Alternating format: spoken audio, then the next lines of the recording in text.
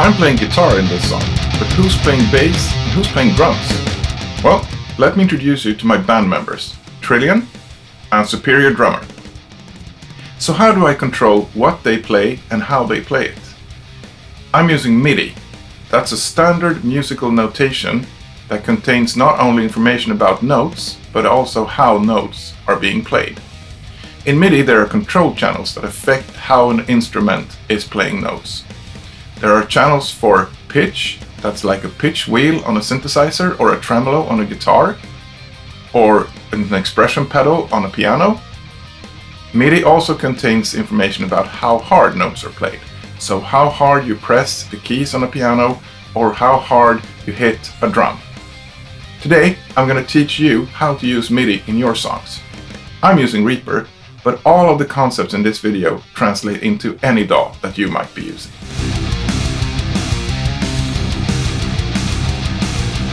In Reaper, all tracks are universal. That means you can put anything on any track. Audio, MIDI, or you can just put plugins and use a track as a bus. We're now going to use MIDI, so let's just add a track and then add a MIDI item to the track. When you double-click a MIDI item in Reaper, it opens up the MIDI Editor. So the MIDI Editor is a grid that shows you the time of the item, and to the left is what's called a piano roll. That's the lanes indicating which note is played inside the item. If you want to, you can change the grid. For instance, select 16th notes, or 8th notes, or quarter notes. You can zoom in and out using the scroll wheel, or these plus and minus buttons at the bottom, and you can make each note lane change in height by using these buttons. If we want to input a note, the easiest way is to just double-click. So now we added a note in the C4 lane at the beginning of the item. Let's add 2 more notes to get a C minor chord. If we play this item, currently it won't make any sound. There are just notes. Reaper has no idea how to play them. What we need is an instrument plugin that will receive MIDI notes as an input and create audio as the output. We'll go back to the track. We'll open the plugin selector and we'll select an instrument. What about a piano plugin? Some DAWs come with a lot of instruments bundled. Reaper doesn't.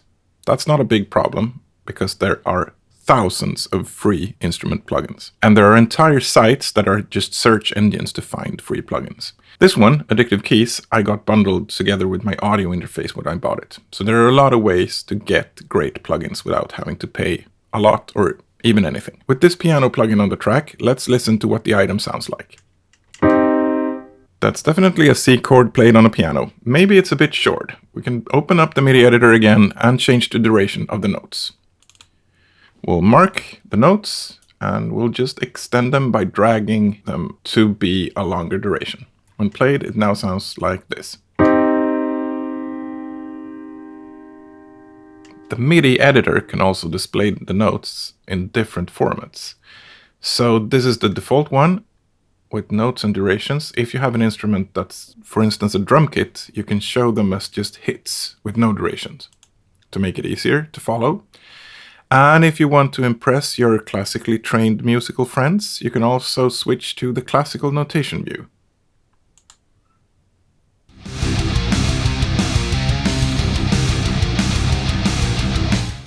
In the bottom pane of the MIDI editor, you can see the velocity. So that's how hard a note is played. Currently, it's at about 75% of maximum. You can just grab this handle and drag it up or down. With a good plugin, the velocity doesn't just change the volume of the note. It will completely replace the sample that is made from the instrument. Because a piano that's being played by pressing hard is not just sounding louder, it's sounding different. Also, a lot of plugins have multiple samples for the same velocity, so that they can alternate between them to introduce more life into a programmed MIDI item. To illustrate the difference between different velocities, we can start by just lowering the velocity. So this is now being played very softly on the piano. Conversely, we can pull the velocity all the way up. It's like you're hammering away on the piano.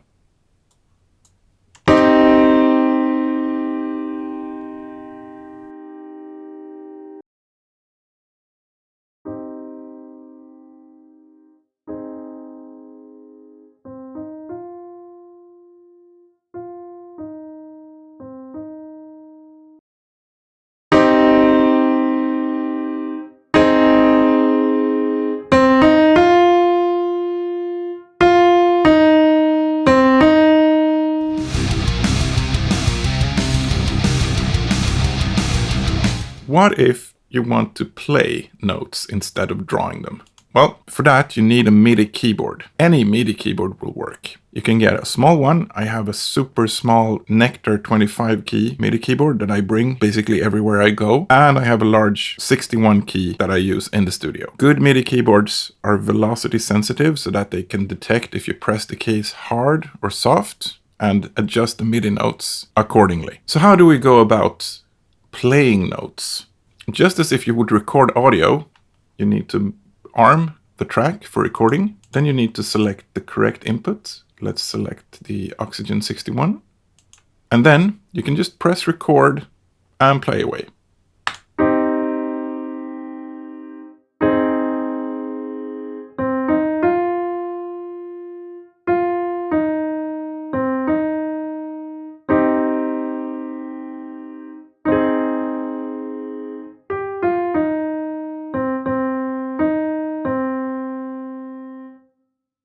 So once you've started recording, you can open up your MIDI item and look at the notes.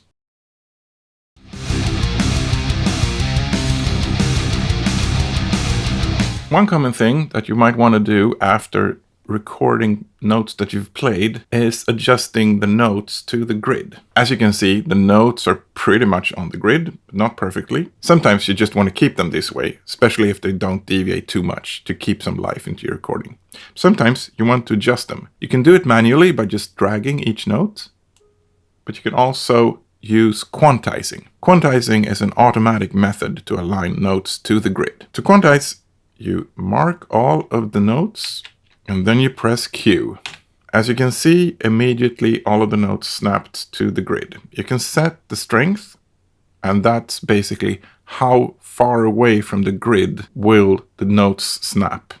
So if you put strength at 0, no adjustment at all. The notes went back to their original positions.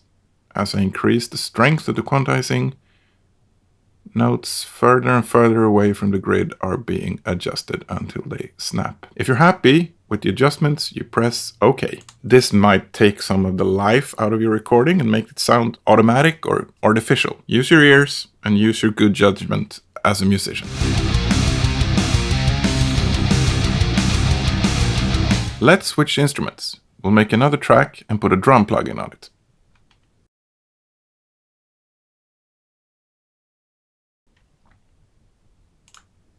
With the drum plugin, the MIDI notes don't control the pitch of the notes, they control which part of the kit is being played. It's pretty hard to remember which note is which part of the kit, so maybe this piano representation isn't the right thing. What you can do is replace the piano roll to the left with the list of names instead. So what we do is press named notes, and right now there are no names for the notes. Luckily, there are pre-made note maps for almost any drum plugin you can think of.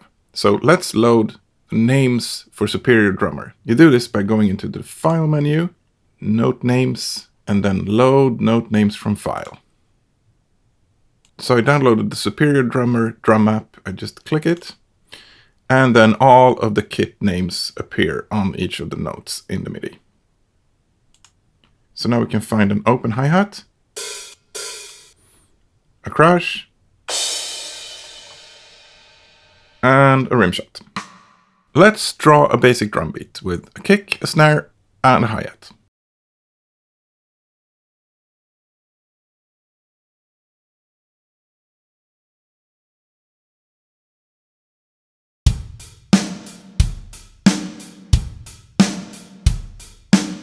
If you feel that tempo is too slow, you can just go into the project settings and increase the tempo.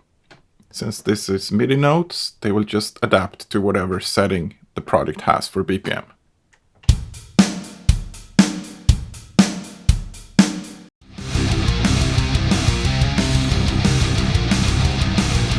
If you've drawn notes instead of playing them, you might want to do the opposite of quantizing. That is, you want to introduce life into your MIDI item.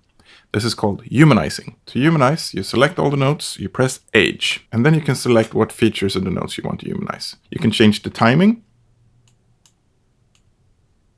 This would be the obvious thing to change for more life, but I've actually found that, especially with drums, humanizing the velocity is actually a more powerful tool. Let's introduce some velocity changes and a little bit of timing as well.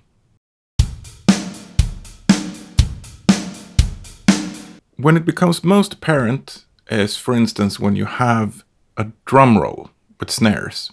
If you just make a straight drum roll with snares, it's going to sound extremely mechanical. It's called the machine gun effect. Let's listen to what that can sound like.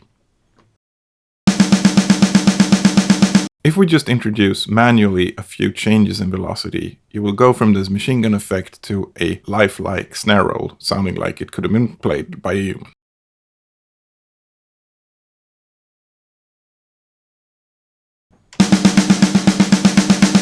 This can also be very effective with hats. Let's program a perfect pattern and then introduce some velocity variations to make it lifelike.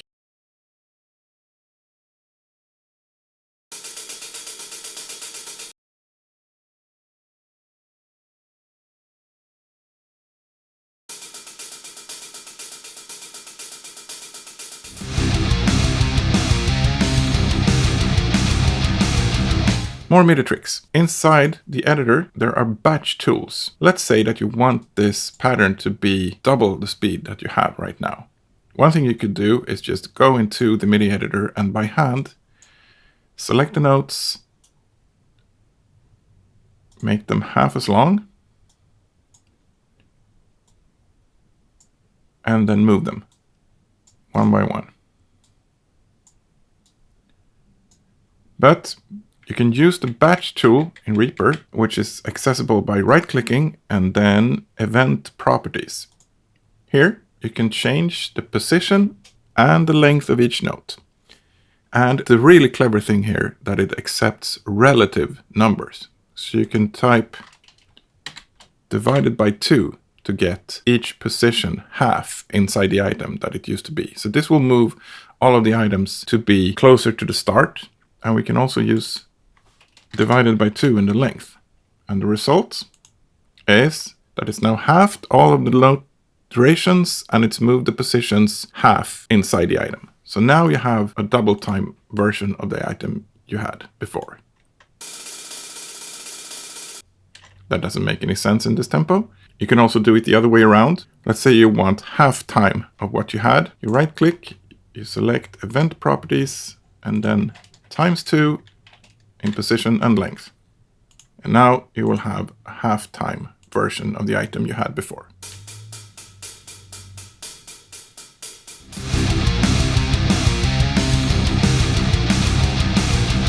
Another great tool in Reaper is Transpose. So you can take the MIDI notes of your item and transpose them along a scale. I think this is easier to show with a synthesizer track rather than a drum track or a piano track. So we'll add a new track, put a synthesizer on it.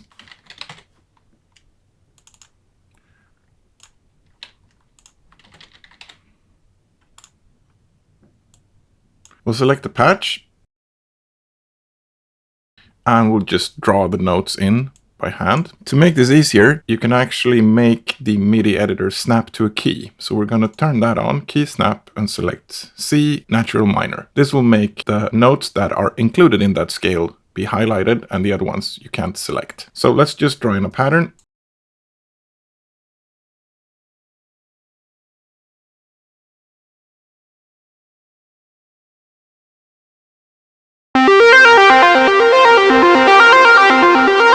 A nice ostinato kind of lead sound for your song. What we can do now is we can duplicate this track and open the duplicated item. And now we can mark all the notes and press T to transpose. So if we want, say, a third harmony on this melody that we created, we select 2 notes, that's 4 semi-notes, and we select snap to scale and select the scale that we're working in, which is C natural minor. Press OK. So now the editor moved the notes up 2 whole steps according to the scale that we're working in. First of all, we can listen to the transposed track. It sounds like this. And then finally, the 2 tracks together to hear the harmony, the melody and the third harmony.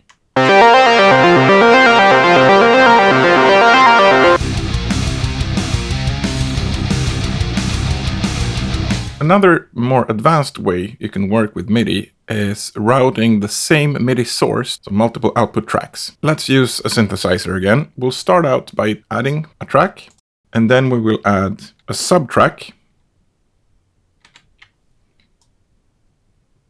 that will serve as the MIDI source. We can reuse this melody that we created. Now on this MIDI source track there is no plugin, so it's not going to make any sound if we play it. Let's add an instrument track. Now we want the source MIDI to go into the instrument track, and that in turn will send to its parent and to the master. One way we could do this is just put the MIDI source as a sub-track to the instrument track, like this. So now we have a nested folder structure with the source track, and then its instruments track, and then a parent track. Why do we need this tree of tracks? Well, we'll get to that in a second, but we'll start by adding just the same instrument synthesizer to this instrument track. When we play it, it sounds exactly like when you put the MIDI source and the instrument on the same track. But now comes the interesting feature. What if you want to have a second layer of the same synth, but one octave down? Well, you could just duplicate the track and move the notes in the MIDI item one octave down. But any changes you make to that melody, you have to make it twice or redo the copying and the manual transpose. Another way we can do this is we move this source track back to the top level of the folder. Let's call this MIDI source so it's easy to follow. And then we have synth track 1. When they're on the same level, you need to add routing. So you do that by you press on the routing button and then you drag it onto the track where you want to send the information. So we drag it from MIDI source to synth 1. For this track, we will uncheck send to parent because we're not sending it to the parent. It doesn't matter because the parent doesn't have an instrument, but we'll uncheck that. And now when we play it, it's going to be the same as if this MIDI source was a sub-track to the synth 1 track. So far, we really haven't accomplished anything yet. That wasn't much easier to do with a single track. But now, here comes the feature that I want to show you. Let's add a second synth track. So we'll call that synth 2. We'll put the same instrument on it. We'll put the routing from the MIDI source to this new track. But here we will add a plugin that does transposing for you. So this one, transpose notes, we'll put it before the plugin. This plugin will receive the notes from the MIDI source, change them, and then send them into the synthesizer. So what we can do is just transpose them 12 semitones down. That's a full octave. So now the MIDI source track will send information to the first instrument track, which will just play them as they are. It will also, in parallel, send them to the second track that will first transpose them down one full octave and then send them into the instrument. It sounds like this.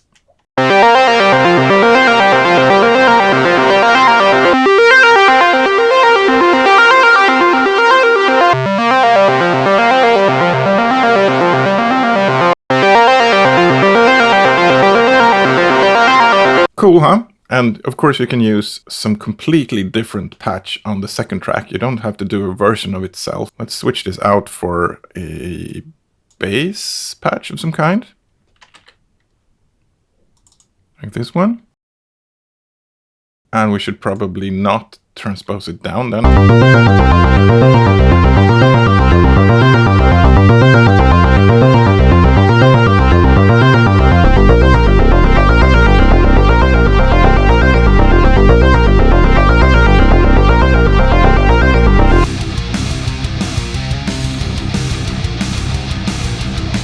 Finally, let's explore some of the other control channels that are available in MIDI. We'll start by adding a track. We'll use a synthesizer again. We'll add a MIDI item. And we'll put just a single C note to begin with.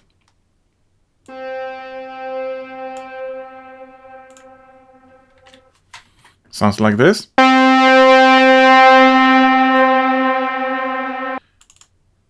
In the bottom half of the MIDI editor, as default, the velocity is shown. So that's how hard the note is played. But from this menu, you can select any of the control channels. And we're going to try out pitch. Each note in the MIDI item has a default pitch. In this case, it's C4. But with the pitch control channel, you can change it. It doesn't make sense to just change it into another note. So what makes sense here is using pitch to glide the note from one to another. Just like you would with a pitch wheel on a synthesizer or a tremolo on a guitar. What we can do is we can just draw in keyframes. The slightly highlighted gray line here is the bass pitch. So you can either go down or you can go up. So let's start from the bass pitch and go up. It will sound something like this.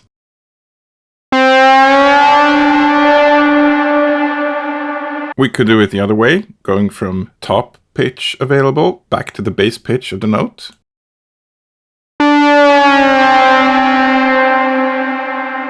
By default, it's 2 semitones, so it's 1 full tone up or 1 full tone down, but you can change that if you want a larger window. But with the default settings, you can go from 2 semitones below the default pitch of the note to 2 semitones above, like this.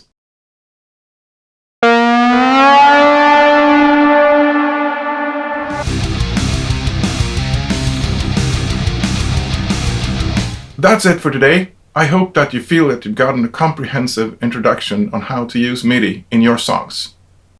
If you'd like me to keep making content, just like and subscribe if you haven't already. Thank you for watching, and see you next time.